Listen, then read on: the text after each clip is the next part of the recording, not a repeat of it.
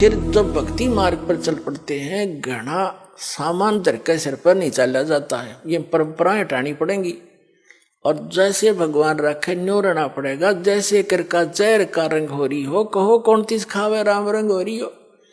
अब रंका बंका झोपड़ी में रहते थे, वृद्ध हो गए थे, और क्या करते थे, जंगल से लकड़ी तोड़कर लाते थे, उसको बेचकर अपना खाने जोगा रखकर बाकी गुरुदेव के चरणों में भंडारे में लगा देते थे। एक दिन नामदेव जी गुरुदेव यानी कबीर परमात्मा गुरु रूप में आए हुए थे। उनसे कहने लगे, गुरुदेव आपके दो भगत, दो तीन भगत हैं, कितने निर्धन हैं, इनको कुछ धन दे दो, इनका टाइम भी पास हो जा, भक्ति भी गणी कर ले। अब परमात्मा ने सोचा कि नामदेव तो बड़क है, कति श्रद्धा बतेरी है, पर इसमें विवेक बना नहीं। अरे भक्ति करें और ये कौन से बर्तन बनाओ हैं। वहां से लकड़ी तोड़ी, वहां तक लकड़ी तोड़ने जाते हैं तो मंत्र करते जाते हैं, लकड़ी तोड़ के सिर पर धरी मंत्र करते आते हैं। भक्ति मत बाधा है नहीं। और लेकिन नामदेव जी की उस समय समाज की सोच घड़ी थी, उस बच्चे को भी सेट करना था अपने को।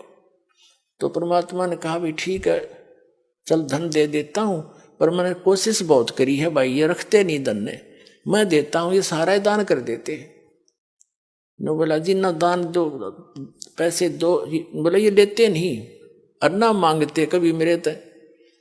पर रामदेव ने कहा, जी आप तो बिन मांगे भी दे देते हो। अक भाई दे तो दूंगा, पर ये लेते नहीं मेरे से।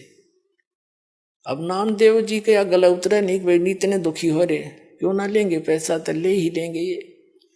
कबीर साहब बोले, परमात्मा बोले गुरुदेव रूप में कि अच्छा भाई आज इनको वो पैसे देते हैं। गहने ले लिए, गहने आभूषण सोने के चांदी के अच्छे 2-3 किलो एक थैले में लेके नामदेव और गुरुदेव दोनों उस रास्ते में खड़े हो गए, झाड़ के आड़ में, ओट में, जिससे वो दोनों रंका और बंका लकड़ी तोड़कर लाते थे। अब रंका तो आगे चल रहा था, बंका थोड़ी पीछे रह गई थी। थोड़ी फैसला था अपने सफर में, थोड़ा बहुत यानी 100-200 फुट का। तो उससे परमात्मा ने क्या किया कि जिस रास्ते से वो आ रही थी वहां पर वो आभूषण डाल दिए, और उस झाड़ के पीछे जाकर दोनों छुप गए। अब आगे आ रहा था रंका, उसने देखा गहने पड़े हैं, और औरत जो है गहनों को देखकर लालच में आ जाती है, कहीं बंका अपने कर्म ना बिगाड़ ले। उसने पैर के साथ उस पर मिट्टी डालनी शुरू कर दी। सिर पर लकड़ी थी, पैर से रेता डालना शुरू कर दिया। अब बंका ने देखा मेरे पति रुक कैसे गए, कोई पैर में क्या हो गया इनको। उन्हें ध्यान से देखा, ये तो आभूषणों पर मिट्टी डाल रहा है। वह भी समझ गई इस बात ने। वो कहने लगे कि चलो चलो आगे, क्यों मिट्टी पर मिट्टी डाल रहे हो, आगे चलो। अब दोनों छोड़कर आगे चले गए अपना। तो परमात्मा बोले, नामदेव देख लिया तने, ना लेते मैं क्या करूं भाई। अपने आत्माओं एक दिन क्या हुआ, सत्संग चल रहा था, गुरुदेव सत्संग फरमा रहे थे,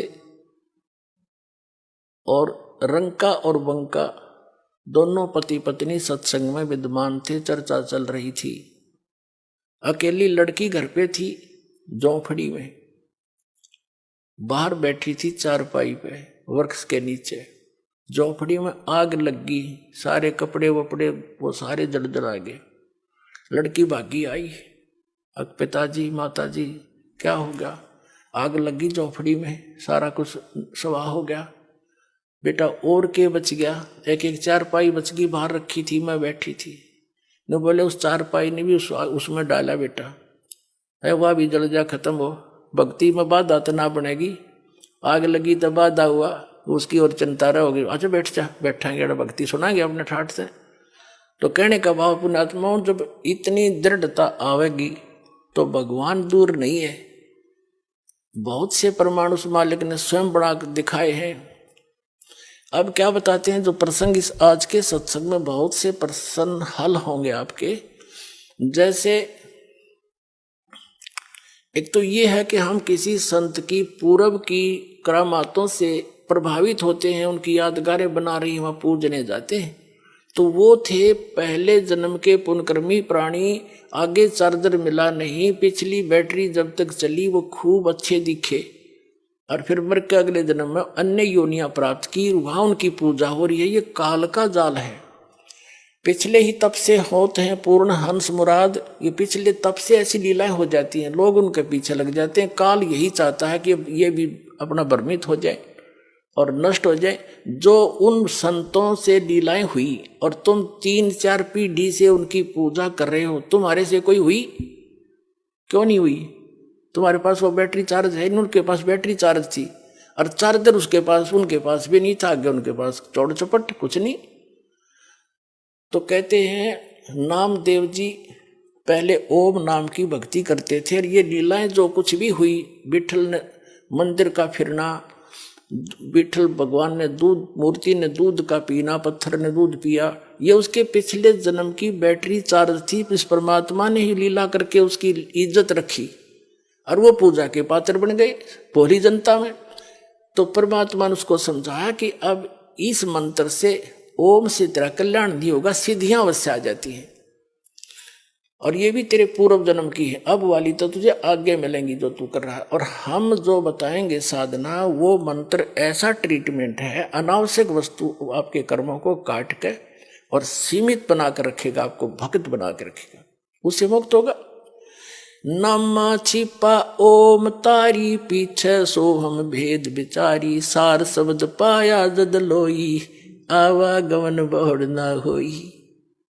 नामदेव जी छिपी जाति में जन्मे थे, महापुरुष थे, पिछले जन्म के पुण्यकर्मी प्राणी थे, लेकिन कहते हैं नामा छिपा, वो छिपी जाति में जन्मा नामदेव, जैसे कबीर दुल्हा कहते हैं वैसे। नामा छिपा ओम तारी, ओम के अंदर रंगा हुआ था, उसकी लो ला रहा था, तारी माने उसमें लो लग रही थी, और पीछे सोहम भेद बिचारी, पाछे परमात्मा ने बताया कि इससे बात नहीं बनेगी, एक मंत्र और है, इस दोनों मिलकर फिर ये सतनाम बनेगा। जब ये गजब का काम करेंगे, जब नामदेव जी ने वो सतनाम बना के दिया, भगवान तो देते थे, उस तरह उसका जाप किया, और फिर कहते हैं उससे भी बात नहीं बनती, केवल सतनाम से भी। नामा छिपा ओम तारी, पीछे सोहम भेद बिचारी, सार शब्द पाया जद लोई, आवागमन बहुर ना होई। उनको भी फिर सार शब्द मिला, तब उनका जन्म और मरण मिटा। तो आज के सत्संग से आपको बहुत सा निष्कर्ष मिला है कि एक तो हमने भगवान पर विश्वास रखना पड़ेगा, दृढ़ होकर देखो। भगत ने सीमित वस्तुओं की आवश्यकता है, बकवादों की नहीं। और जब हम परमात्मा की शरण में आते हैं तो उसको अपने बच्चे की पूरी जानकारी होती है, इसको क्या आवश्यकता। जैसे आप रोगी हो जन्म और मरण के रोग के,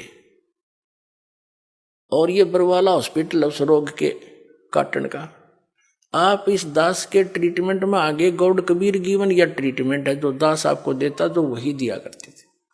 तो डॉक्टर के पास ऑपरेशन में जब होता है, ऑपरेशन थिएटर में या ट्रीटमेंट में, डॉक्टर ही बताता है ऐसे करना, ऐसे ना करना।